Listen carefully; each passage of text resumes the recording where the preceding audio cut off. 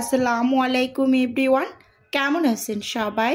আশা করি আল্লাহ তাআলার অশেষ রহমতে সবাই খুব ভালো আছেন। আলহামদুলিল্লাহ, আমিও ভালো আছি।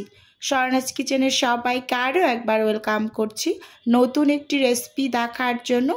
আজকে শেয়ার করব শুধুমাত্র 1 কাপ আটা দিয়ে তেল ছাড়া ভীষণ হেলদি এবং টেস্টি একটা ব্রেকফাস্ট রেসিপি।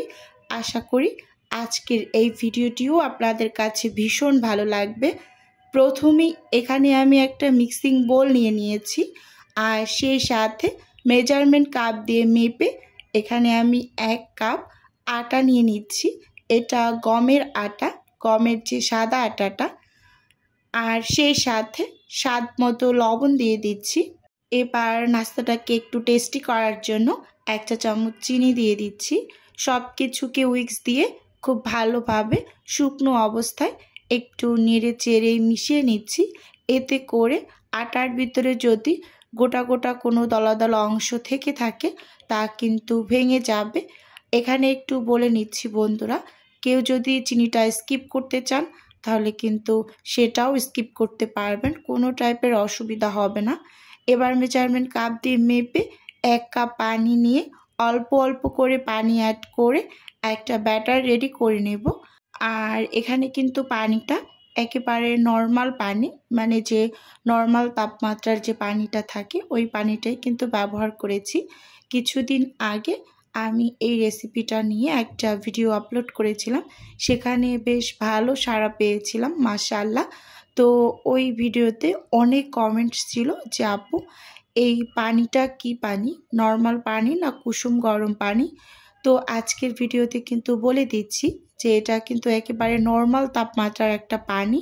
আর একটা কমন কোশ্চেন ছিল যে আপু এই যে আটাটা ব্যবহার করছেন, এই আটাটা কি ময়দা নাকি আটা নাকি চালের আটা, কোনটা ব্যবহার করছেন?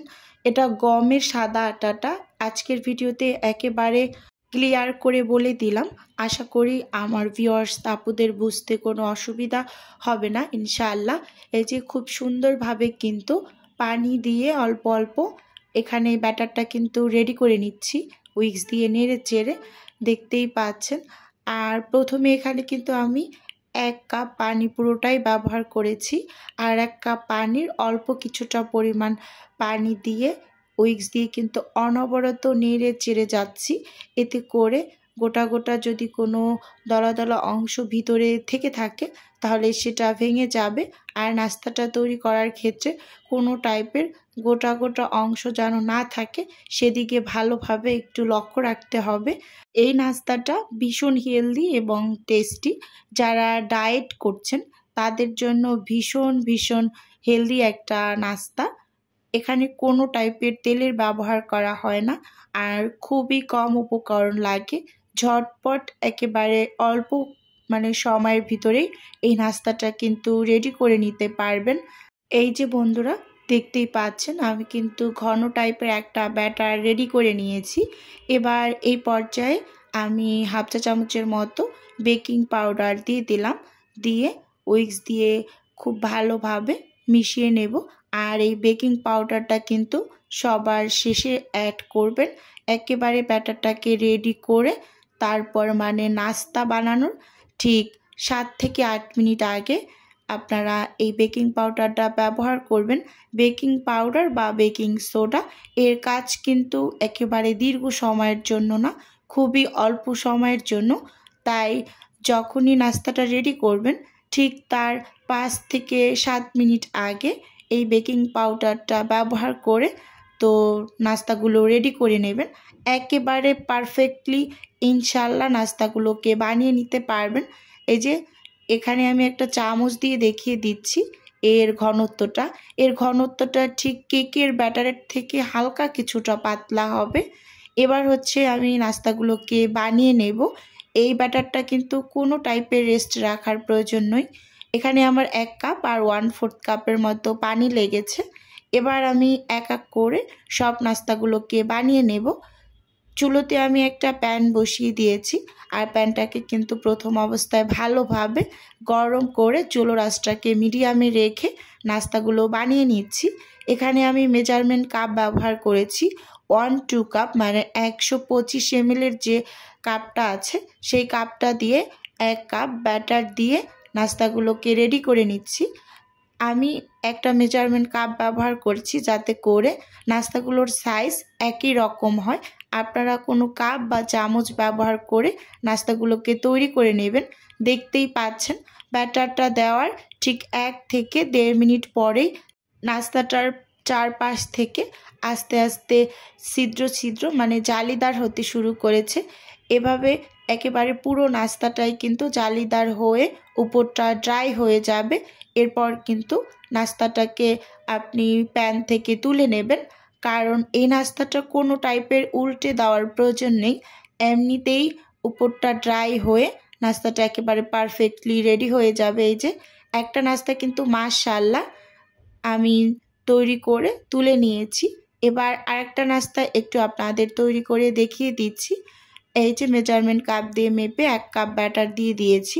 এবার 1 থেকে 1.5 মিনিট অপেক্ষা করার পরেই কিন্তু নাস্তাটার চারপাশ থেকে এই যে জালিদার হওয়া শুরু করেছে আর আস্তে আস্তে পুরো নাস্তাটা কিন্তু ড্রাই হওয়া শুরু করেছে। একেবারে পুরোপুরি ড্রাই হয়ে যাওয়ার পরে কিন্তু নাস্তাটাকে আমরা তুলে নেব।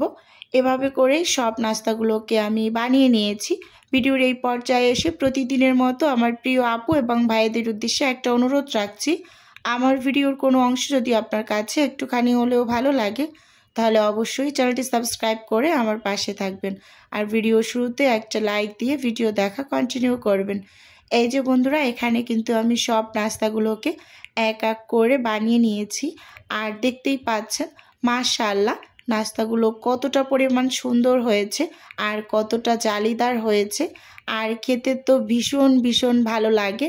এই নাস্তাটা একেবারে সব কিছু দিয়ে আপনি পরিবেশন করতে পারবেন, যে কোনো টাইপের ভাজি, সবজি, মুরগির মাংস, গরুর মাংস বা ভর্তা, যে কোনো কিছুর সাথে এই নাস্তাটা খুব ভালো যায়। তো খুব অল্প সময়ের মধ্যে ভীষণ হেলদি এবং টেস্টি একটা নাস্তা তৈরি করে নিতে পারবেন। আর নাস্তাগুলো কিন্তু অনেকটা সফট, একেবারে তুলার মতো নরম তুলতুলে, দেখেই কিন্তু বুঝতে পারছেন। আশা করি আমার আজকের এই রেসিপিটিও আপনাদের কাছে ভীষণ ভীষণ ভালো লেগেছে। এখানে আমি একটা নাস্তা আপনাদের একটু ছিঁড়ে দেখিয়ে দিচ্ছি আর আমি একটু খেজুরের গুড়ের সঙ্গে পরিবেশন করে নিচ্ছি। আর এই খেজুরের গুড় দিয়ে খেতেও কিন্তু আমাদের কাছে ভীষণ ভালো লেগেছে। আজকের রেসিপি তাহলে এ পর্যন্তই রাখছি। আপনারা অনেকেই কিন্তু জানেন যে আমার ছোটোখাটো একটা ফ্রোজেন আইটেমের বিজনেস আছে, তো নিজের বিজনেসের একটু প্রচার করছি।